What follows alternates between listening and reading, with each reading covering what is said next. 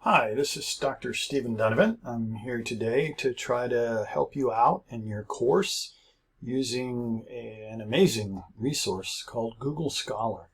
When I wrote my dissertation, which took quite a few years, I remember at the end of it, I literally threw away two 55-gallon garbage cans full of printed resources. That was back about 2007.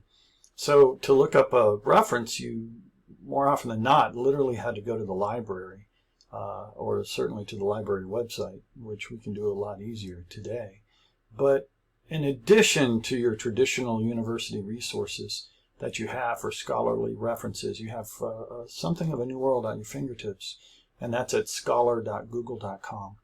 And when you go to this website, you can create a profile if you want to. So you can see here I've put mine in and kind of a little bit of background. And it'll ask you for your .edu domain. You don't have to have it. But what it's doing is it's basically building a connected community of scholars based on what we call refereed articles. Those are articles that are reviewed by peers. So unlike something you might post to a blog or even self-publish, as I've done, in both cases, when you produce an article for a journal or a typical publisher, it'll be reviewed by peers, and peers of practice as well as professionals who will look at it for professional citing, scholarly content, and alignment with the world of practicing scholars out there.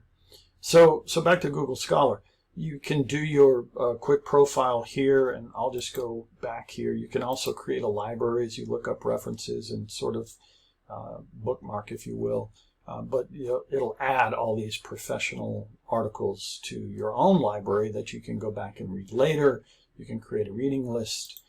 You can create sort of a reference list. It's a pretty powerful and free tool.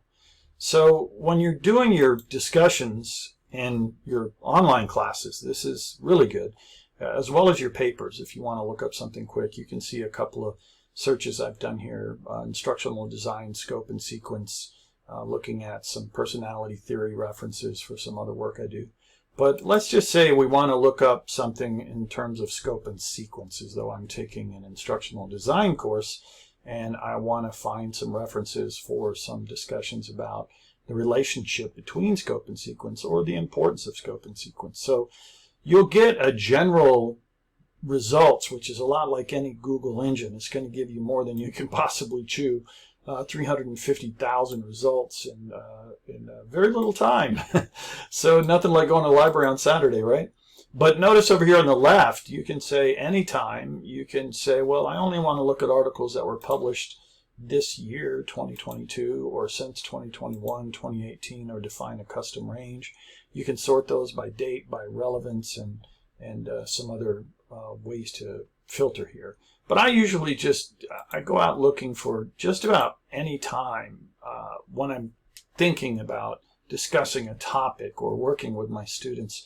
You'll find stuff here that you wouldn't normally otherwise, which is good. It's good to go down a few random rabbit holes. It, of course, is good to take the traditional research approach and work with your librarians and the university resources. Those are wonderful. But I do like the things that I find here and wanted to share it with my students to make sure you know it's out there. So scholar.google.com. And here what we've done is we've put instructional design, scope, and sequence. What I usually do to make it easier is I right-click and I click Open Link in New Tab. Right-click and Open Link in New Tab. That way I don't have to go back and forth. And you'll see here it's popped up this particular reference. This turns out to be something that an excerpt from a book with all of the search terms highlighted. But you can look down here, and in this case, it's it's a book that talks about elaboration theory and some of the major contributions of it to guidance for scope and sequence decisions and in the field of instructional design. Asking the great question, does scope make a difference? And you can even pull quotes from here. So that's a pretty decent reference right off the bat regarding scope and sequence for instructional design. So I'm going to go back to my original tab, and I'm going to take a look at, well, here's something from Wiley. This is, of course, in the description here I skipped over. That's a 1999 reference. A little bit further back than maybe a lot of people would prefer. but still quite relevant to the conversation. Here's an article that talks about the importance of order and sequencing in instructional design.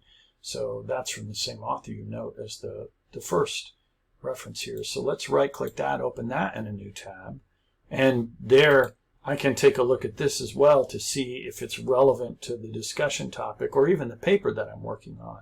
And they're fairly quick reads. Here's an interesting major decisions table for the instructional systems design process.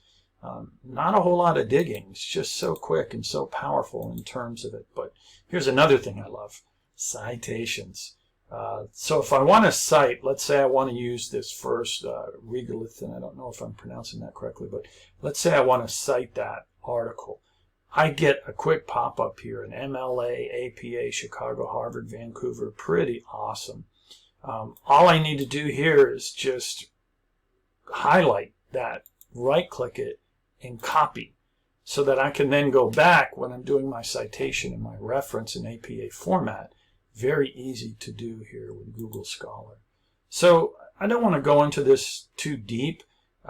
It's something I would encourage you to play with quite a bit, and I think it'll make your life a lot easier. It's not going to find everything for you.